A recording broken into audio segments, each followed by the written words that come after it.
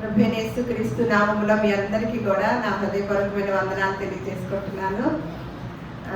ఇప్పుడే అదే ప్రసంగి గ్రంథంలో మాట విన్నాక నాకు చాలా ఆశ్చర్యం వేసింది. నిజమే, జ్ఞాని అయిన సొలొమోను గారు ఎంత జ్ఞానయుక్తంగా కొన్ని సామెతలు రాశారు. అలాగే ఆయన ఈ సూర్యుని క్రింద జరుగుతున్న ప్రతి విధానాన్ని చూసి సమస్తము వ్యర్థమని వైరాగ్యంతో ప్రసంగి గ్రంథం రాశారన్నమాట.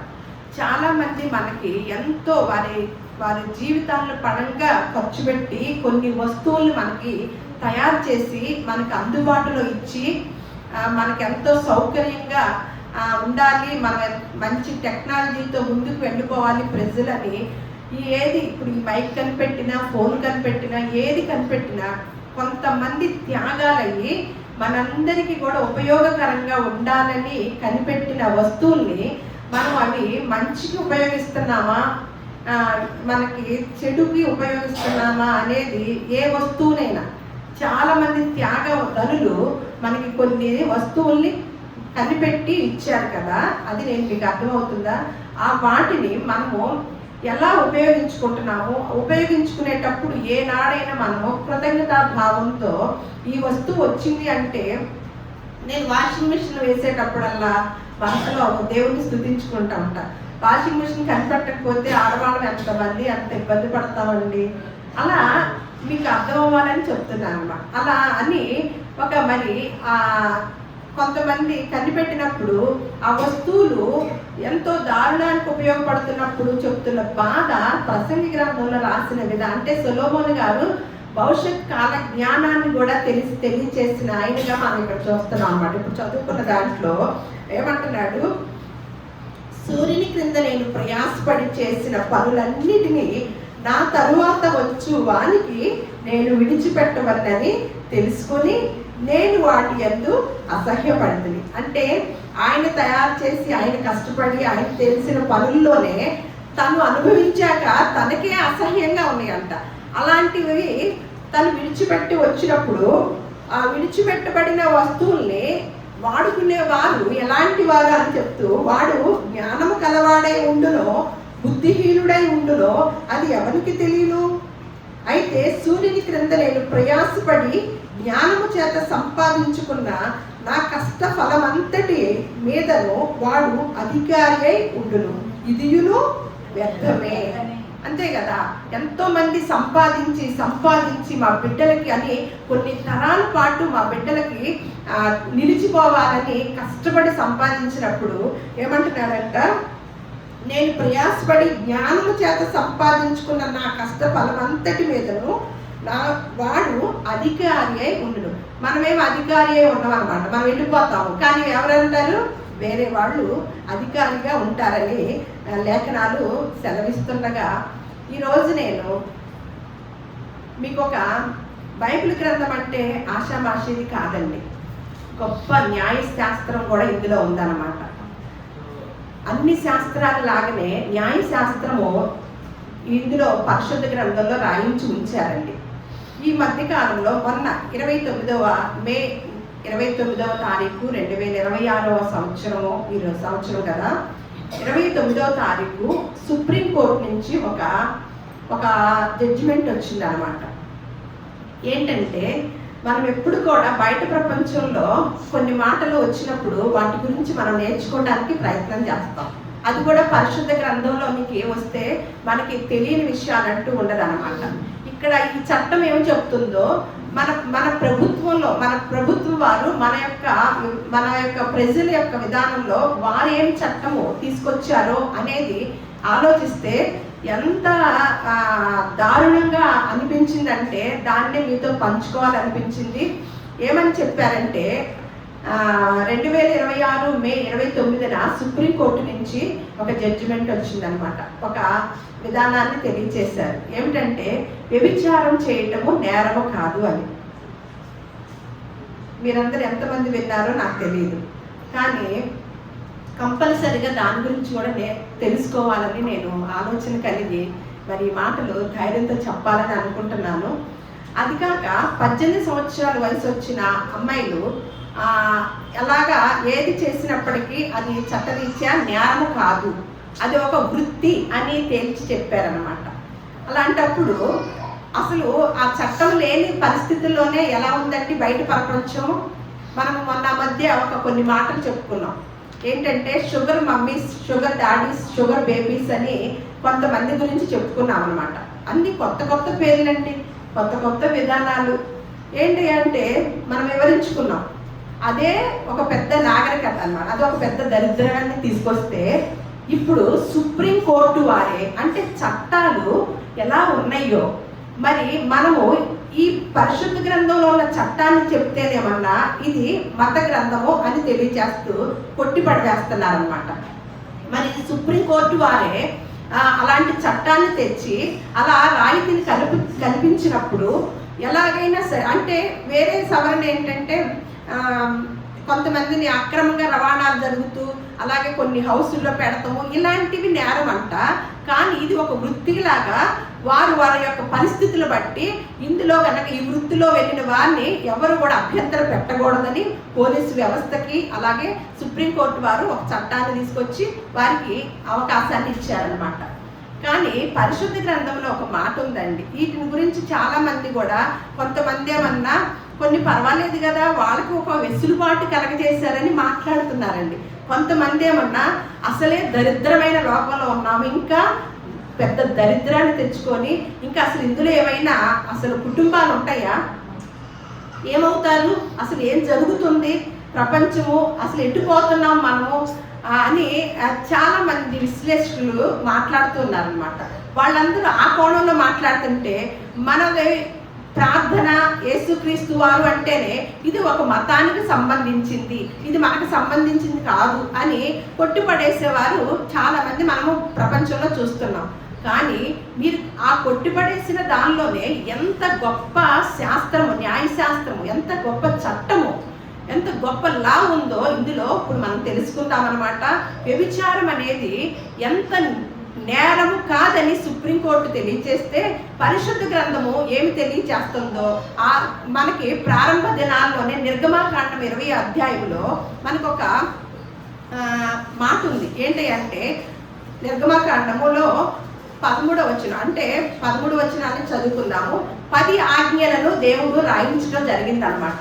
పాత నిబంధన కాలంలో ప్రారంభ దినాలు యేసుక్రీస్తు వారు రాకముందు 10 ఆజ్ఞలు రాయించి అందులో ఆ ఆజ్ఞలన్నిటిని కూడా అప్పుడున్న ప్రజలు ఖచ్చితంగా పాటించాలి అని తెలియజేశారు. అందులో 13వ వచనం నుంచి నేను 17వ వచనం వరకు చదువుతున్నాను. నరహత్య చేయకూడదు, వ్యభిచరించకూడదు, దొంగిలకూడదు, నీ పొరుగువాని మీద అబద్ధ సాక్ష్యము పలుకకూడదు, నీ పొరుగువాని ఇల్లు ఆశింపకూడదు, నీ పొరుగువాని భార్యనైనను, అతని దాసునైనను, అతని దాసినైనను, అతని ఎద్దునైనను, అతని గాడిదనైనను, నీ పొరుగువాని తగు దేనినైనను ఆశింపకూడదు అని చెప్పిననమాట. అంటే ఇది కండిషన్, ఆజ్ఞ, దేవుడంతటి వాడే దేవుడే చెప్తున్న ఆజ్ఞ అనమాట. ఇందులో మనము వ్యభిచరింపకూడదు అని ఒక 10 ఆజ్ఞల్లో ఒక ఆజ్ఞగా తెలియచేశారనమాట. మరి దేవుడే ఒక ఆజ్ఞల్లో పెట్టినప్పుడు అది ఎంత దారుణమైన పరిస్థితిలోకి వెళుతుందో, ప్రజలు, ప్రభుత్వాలు, కుటుంబాలు ఏమైపోతాయో అనేది ఒకంత ఎవరు ఆలోచిస్తున్నారండి? దేవుని యొక్క మాట అంటండి. అందుకనే ఈ ప్రసంగిగా ఈ సొలొమోను గారే గొప్ప మాట రాశారండి. అసలు ఆయన చాలా మంచి మాట రాశారు. ఏమనంటే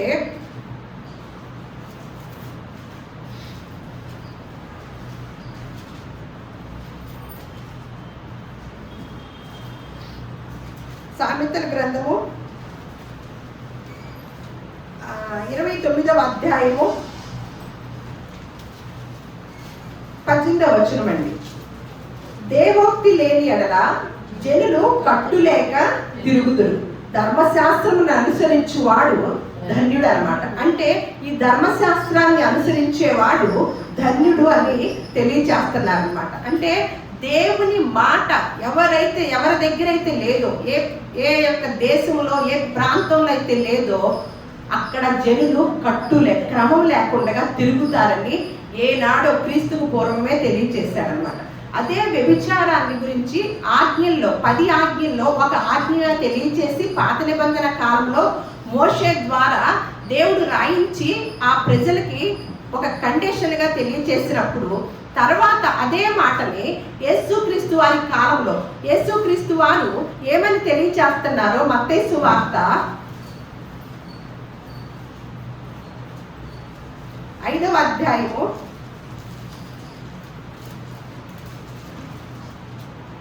మన చట్టాలు ఎంత ఎంత మంచి చేస్తున్నాయో, మన చట్టాలు మనకి ఏం ప్రయోజనకరంగా ఉంటున్నాయో, దేవుని యొక్క చట్టము ఎలా ఉందో మనం ఈరోజు తెలుసుకుంటున్నాం అన్నమాట. 5వ అధ్యాయము 27వ వచనం నుంచి నేను చదువుతున్నాను. వ్యభిచారము చేయవద్దని చెప్పబడిన మాట మీరు విన్నారు కదా, నేను మీతో చెప్పున్నదేమనగా, ఒక స్త్రీని మోహపు చూపుతో చూచు ప్రతివాడు అప్పుడే తన హృదయమందు ఆమెతో వ్యభిచారము చేసిన వాడగును. నీ కుడి కన్ను నిన్ను అభ్యంతరపరచిన ఎడల దాన్ని పెరిగి నీ వద్ద నుండి పారవేయము. నీ దేహమంతయు నరకములో పడవేయబడకుండా నీ అవయములలో ఒకటి నశించుట నీకు ప్రయోజనకరము కదా.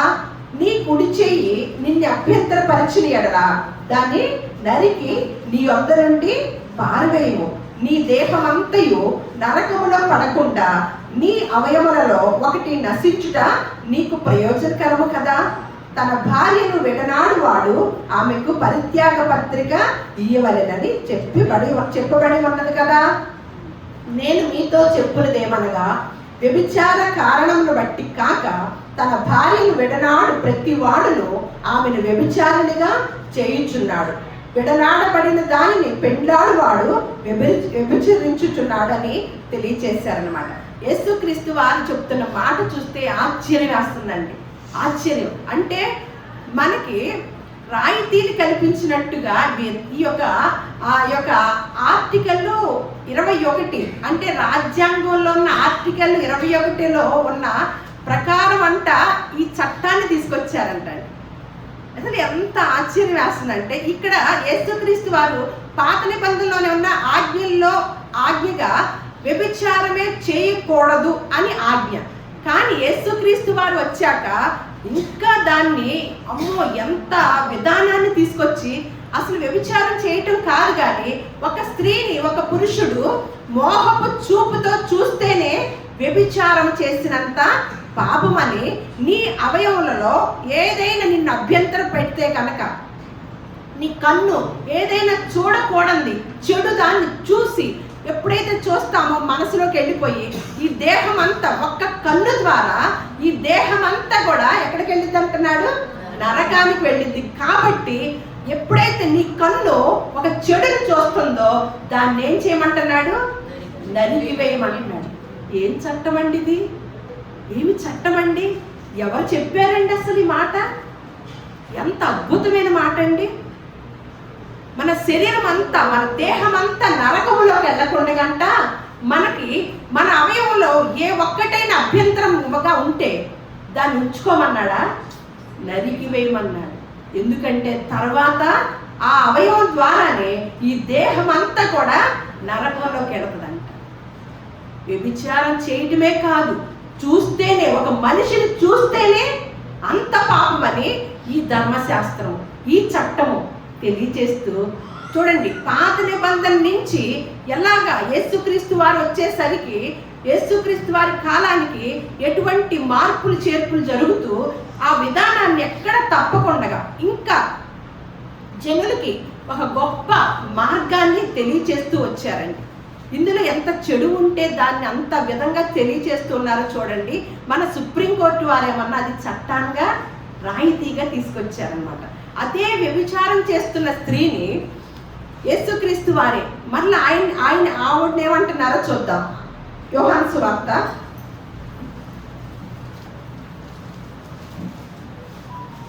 8 అంటే కొంతమంది ఆర్థిక ఇబ్బందుల ద్వారా కొన్ని వృత్తులు చేస్తూ ఉంటారు కదా. ఆ వృత్తుల్లో ఇది కూడా ఒక వృత్తి అంటండి. అలా చేసుకోవచ్చు అని వాళ్ళకి ఒక వెసులుబాటుని కలగజేశారు. అదండి తెలిసిన జ్ఞానము. అనంత జ్ఞాని అయిన, బుద్ధి జ్ఞానము సర్వ సంపదలు కలిగిన మార్గదర్శకుడు చెప్తున్న మాట. అలా ఆ మార్గంలో, ఆ తప్పుడు విధానంలో ఉన్న ఒక స్త్రీని ఎలా మార్పు తీసుకొచ్చి సమాజంలోకి తీసుకొచ్చాడో ఆ బిడ్డని చూద్దాం. ఇక్కడ యోహాను సువార్త 8వ అధ్యాయము 1 నుంచి నేను చదువుతున్నాను, గమనించండి. యేసు ఒలీవల కొండకు వెళ్ళెను. తెల్లవారగానే యేసు తిరిగి దేవాలయంలోనికి రాగా ప్రజలందరూ ఆయన వద్దకు వచ్చింది కనుక ఆయన కూర్చుండి వారికి బోధించుచూ ఉండెను. శాస్త్రులను పరిసయ్యులను వ్యభిచారమందు పట్టబడిన ఒక స్త్రీని తోడుకొని వచ్చి ఆమెను మధ్య నిలవబెట్టి, బోధకుడా, ఈ స్త్రీ వ్యభిచారము చేయుచుండగా పట్టబడెను. అట్టి వారిని రాళ్ళు రువ్వి చంపవలనని ధర్మశాస్త్రంలో మోషే మనకు ఆజ్ఞాపించెను కదా, అయినను నీవేమి చెప్పుచున్నావని ఆయన అడిగిరి. ఆయన మీద నేరము మోపవలనని ఆయనను శోధించుచు ఇలాగున అడిగిరి. అయితే యేసు వంగి నేల మీద వ్రేలితో ఏమో రాయిచుండెను. వారు ఆయనను పట్టు వదలక అడుగుచుండగా ఆయన తల ఎత్తి చూచి, మీలో పాపము లేనివాడు మొట్టమొదట ఆమె మీద రాయి వేయవచ్చునని వారితో చెప్పి మరలా వంగి నేల మీద రాయిచుండెను. వారు ఆ మాట విని పెద్దవారు మొదలుకొని చిన్నవారి వరకు ఒకరి వెంట ఒకడు బయటికి వెళ్ళిరి. యేసు ఒక్కడే మిగిలిను. ఆ స్త్రీ మధ్యన నిలువబడి ఉండెను. యేసు తల ఎత్తి చూచి, అమ్మా, వారెక్కడ ఉన్నారు? ఎవరును నీకు శిక్ష విధింపలేదా అని అడిగినప్పుడు ఆమె, లేదు ప్రభువా అనెను. అందుకు యేసు, నేనును నీకు శిక్ష విధింపను, నీవు వెళ్ళి ఇక పాపము చేయుకుమని ఆమెతో చెప్పింది. వండరండి, సమాజాన్ని ఉద్ధరించడానికి, సమాజంలో తప్పు మార్గంలో వెళుతున్న ప్రజల్ని ఉద్ధరించడానికి వచ్చాడండి 2026 సంవత్సరాల క్రితం భూలోకానికి ప్రభువైన యేసుక్రీస్తు వారు. ఏ లాఠీ పట్టుకొని చెప్పాడండి? ఏ చట్టంతో జడ్జిమెంట్ ఇచ్చారండి? ఏమీ లేదు.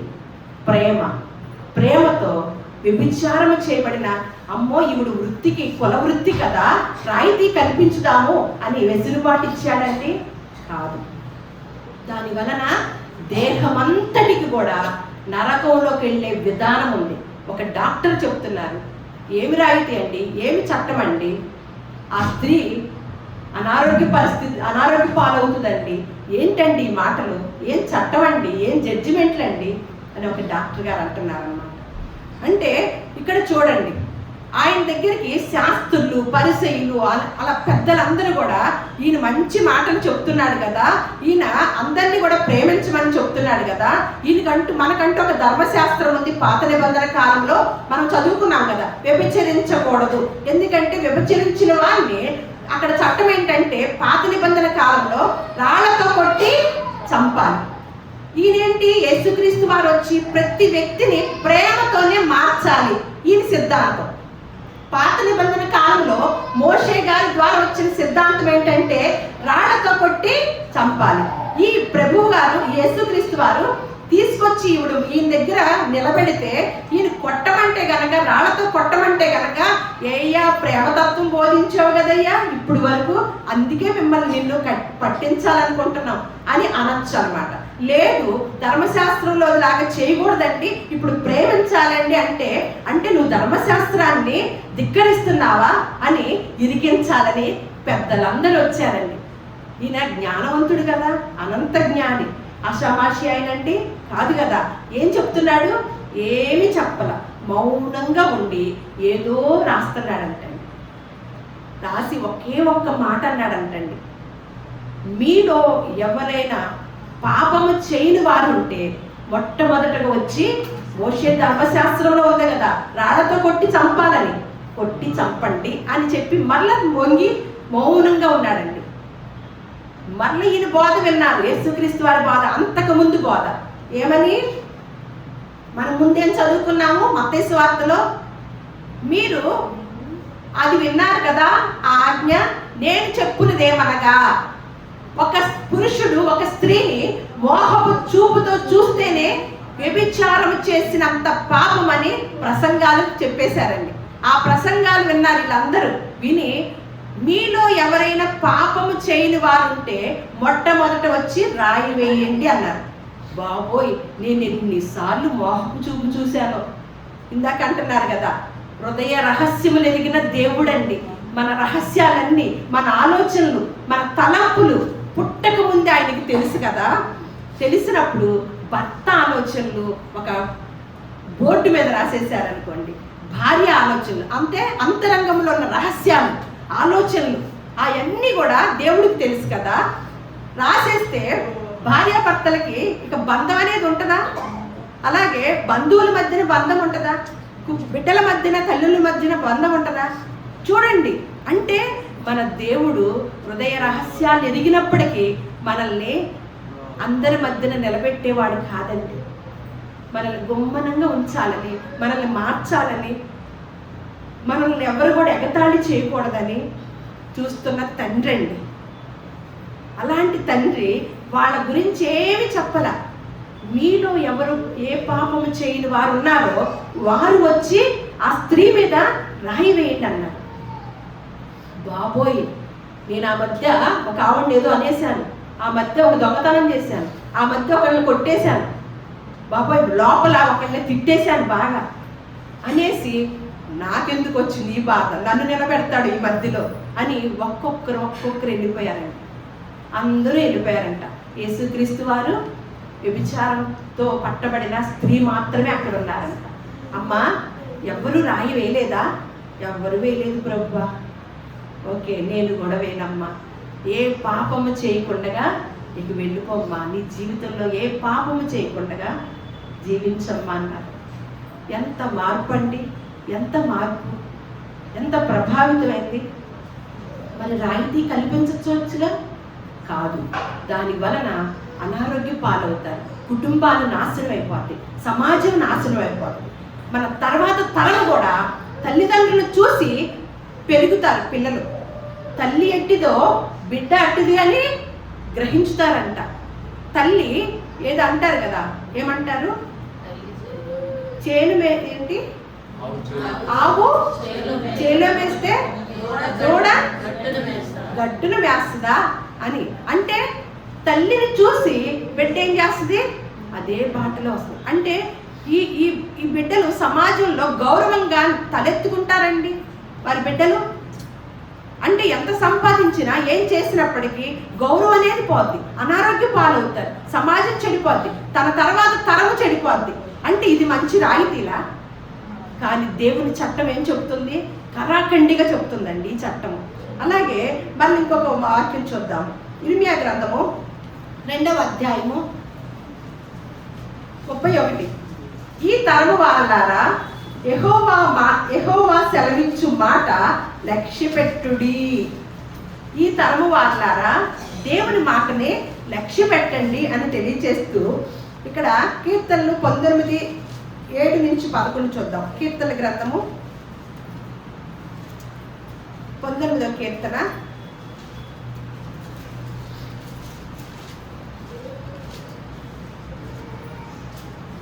7-9.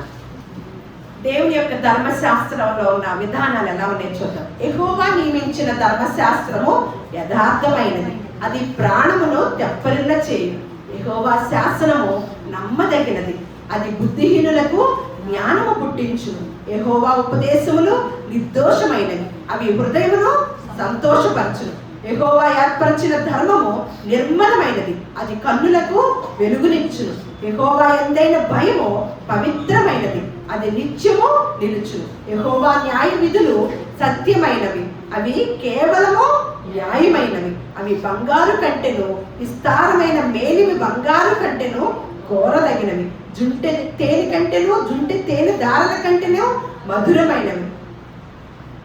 వాటి వలన నీ సేవకుడు హెచ్చరిక నొందును. వాటిని గై కొనుట వలన గొప్ప లాభము కలుగును. ఏటిలో లాభం చూస్తామండి? వీటిలో లాభం అంటండి. మన దృష్టి అంతా ఆర్థిక పరిస్థితుల వైపు వెళ్ళిపోతే అవే చూస్తూ ఉంటాం. కానీ యెహోవా ధర్మశాస్త్ర న్యాయ విధులని అనుసరించడం వల్ల అవి గొప్ప లాభం అంటండి. మళ్ళీ హోషేయ గ్రంథము 4వ అధ్యాయము 1-2 ఇశ్రాయేలు వారలారా, యెహోవా మాట ఆలకించుడి. సత్యమును కనికరమును దేవుని గురించిన జ్ఞానమును దేశమందు లేకపోవట చూచి యెహోవా దేశ నివాసులతో వ్యాజ్యమాడుచున్నాడు. అబద్ధ సాక్ష్యము పలుకుటయు, అబద్ధమాడుటయు, హత్య చేయుటయు, దొంగిలించుటయు, వ్యభిచరించుటయు వాడుకయ్యను. ఇప్పుడు రోజుల్లో ఏమవుతుందంటండి, ఏది వాడుకగా ఉందంట, ఏదంటండి, అబద్ధం ఆడటము, నరహత్య చేయటము, దొంగిలించటము, వ్యభిచరించటము, ఇవన్నీ కూడా మన దైనందిన జీవితంలో ఒక భాగమైందంటండి, వాడుకైందంట. ఇది ఏనాడు రాయించాడండి? క్రీస్తు పూర్వమే రాయించిన మాట అండి. మళ్ళా 4వ అధ్యాయము 10 నుంచి, అదే హోషేయ గ్రంథము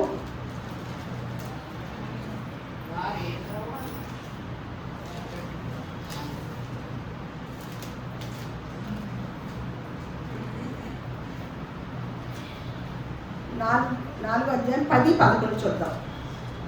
వారి యెహోవాను లక్ష్యపెట్టుట మానిరి గనుక వారి భోజనము చేసినను తృప్తి పొందక ఉందురు, వ్యభిచారము చేసినను అభివృద్ధి నొందక ఉందురు. వ్యభిచార క్రియలు చేయుట చేతను, ద్రాక్షారసము పానము చేయుట చేతను, మద్యపానము చేతను వారు మతి చెడిరి. మతిపోతుంది అన్నమాట, మతిపోతుంది వాళ్ళకి. ఇంకా చూద్దాం, ఇంకొక మాట చూసేసి ముగించుకుందాము. సామెతల గ్రంథము 6వ అధ్యాయము 26వ వచనము. సామెతల గ్రంథము 6:26. వేశ్య సాంగత్యము చేయువానికి రొట్టె తొలక మాత్రము మిగిలి ఉండును. 6వ అధ్యాయము 32వ వచనము. అదే సామెతలు 6వ అధ్యాయం 32వ వచనం. జారత్వము జరిగించువాడు కేవలము బుద్ధిశూన్యుడు, ఆ కార్యము చేయువాడు స్వనాశనమును కోరువాడు, వాడి నాశనము వాడే కోరుకున్నవాడంట. సామెతల గ్రంథము 23వ అధ్యాయము 27వ వచనం. వేశ్య లోతైన గొయ్యి, పరస్త్రీ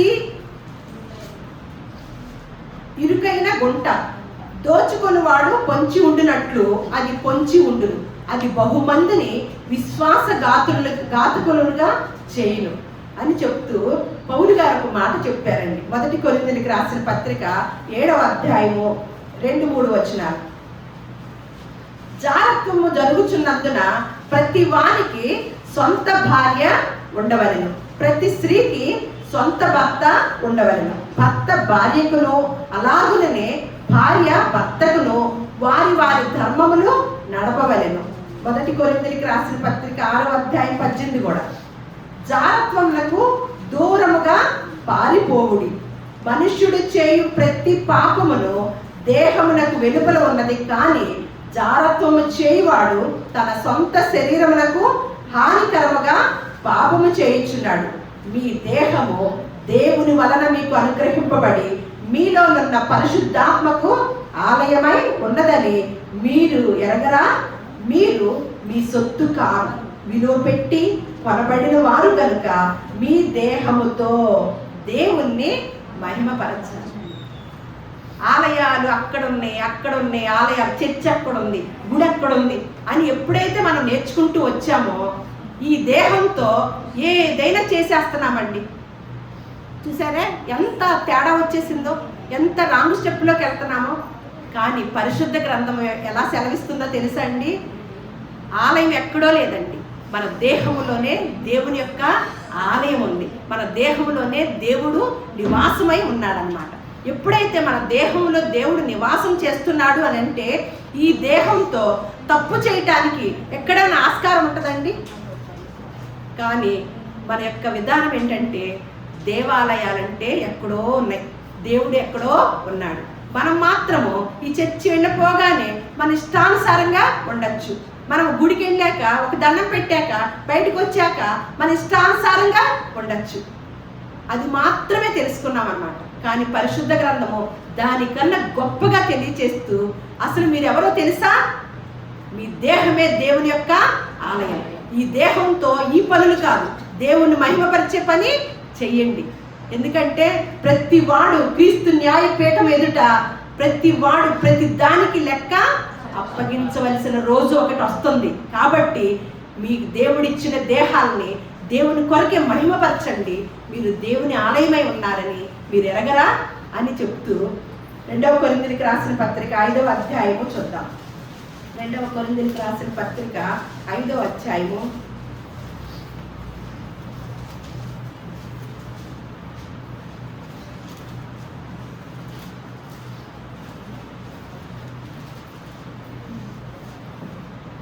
5వ అధ్యాయము 10వ వచనం. ఎందుకనగా తాను జరిగించిన క్రియల చొప్పున అవి మంచివైనను సరే చెడ్డవైనను సరే దేహముతో జరిగించిన వాటి ఫలమును ప్రతి వాడును పొందునట్లు మనమందరము క్రీస్తు న్యాయపీఠం ఎదుట ప్రత్యక్షము కావలేను అని తెలియజేస్తున్నాడు అన్నమాట. అందుకని ఏదైనా సరే ఈ దేహము దేవుని యొక్క ఆలయం అన్నమాట.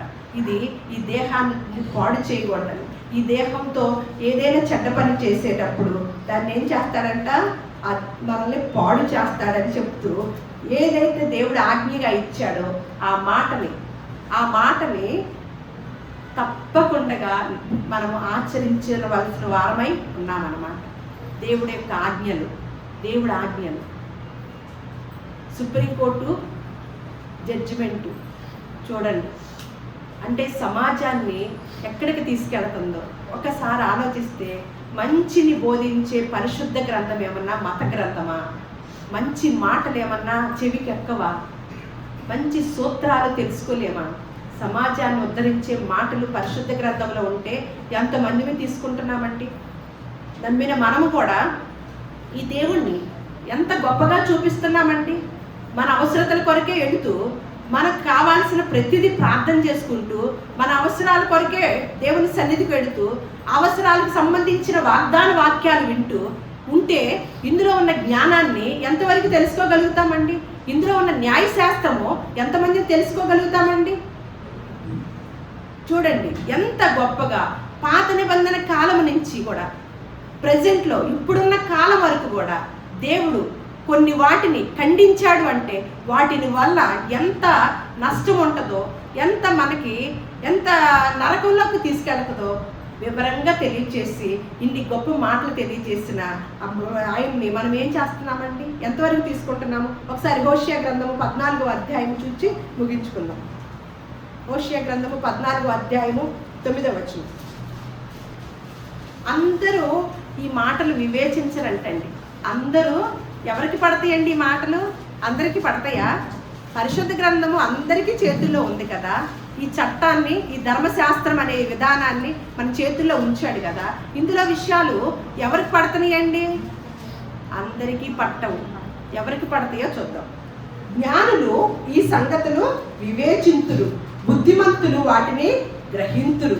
ఎలయనగా యెహోవా మార్గములు చక్కనివి, నీతిమంతులు దాన్ని అనుసరించి నడుచుకొందురు. కానీ తిరుగుబాటు చేయు వారి దారికి అది అడ్డము కనుక వారు తొట్టిల్లుదురు. ఎవరు గ్రహిస్తారండి? జ్ఞానులు గ్రహిస్తారంటండి.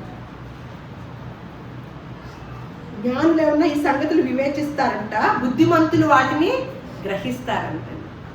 దేవునిచ్చిన జ్ఞానంతో, దేవుడిచ్చిన ఈ చట్టాన్ని ఎంతవరకు మనం తెలుసుకున్న దాన్ని సమాజానికి ఎంతవరకు తెలియచేద్దాము అని ఇంత ఆలోచన చేస్తే అందరం కూడా ఇందులో ఉన్న జ్ఞానాన్ని తెలుసుకోలేకపోయామండి. ఇందులో ఉన్న విధుల్ని తెలుసుకోలేకపోయామన్నమాట. మనం బయట ప్రపంచంలో దీన్ని తెలియచేయాలి, చాటి చెప్పాలి. ఇందులో ఉన్న సూత్రాలు, మీ చట్టము దీని ముందు ఎందుకు పనికిరాదని, దేవుడు మాటలు లేనిదే సమాజము కట్టు తప్పి తిరిగింది. కరెక్ట్గా గ్యారెంటీగా అన్నమాట. దేవుడి మాట ఎక్కడ ఉంటుందో అక్కడే క్రమం ఉంటుంది. దేవుడి మాట ఎక్కడైతే ఉంటుందో అక్కడ దీవెన ఉంటుంది. దేవుడి మాట ఎక్కడైతే ఉంటుందో అక్కడ సమాధానం ఉంటుంది. దేవుని మాట ఎక్కడైతే ఉంటుందో అక్కడ ఆశీర్వాదం ఉంటుంది. దేవుని మాట ఎక్కడైతే ఉంటుందో అక్కడ నెమ్మది ఉంటుందండి. ఇక నేనే చెప్పుకుంటూ పోవచ్చు. అలాంటి విధానాన్ని దేవుడు ముందుగానే మనకి తెలియచేసి కొన్ని రకాల విధానాలుగా తీసుకొచ్చి ఇది చేయకూడదు అని ఆజ్ఞల్లో ఒక ఆజ్ఞగా పెట్టినప్పుడు ఈ సమాజం ఎలా గుర్తించిందో, ఏం జరుగుతుందో బయట రాబో దినాల్లో వేచి చూద్దాము. ఈ సమాజం కొరకు ప్రార్థన చేద్దాము. కొంతమందినైనా అగ్నిలో నుంచి లాగినట్లుగా కొంతమందినైనా లాగి దేవుని సన్నిధానంలో, దేవుని మార్గంలో వారిని ఉంచుదాము. ఆ మార్గాన్ని నేర్పుదాము. అటువంటి జ్ఞాన వివేకములు దేవుడు మనందరికీ కూడా మెండుగా, నిండుగా, దండిగా అనుగ్రహించునుగాక.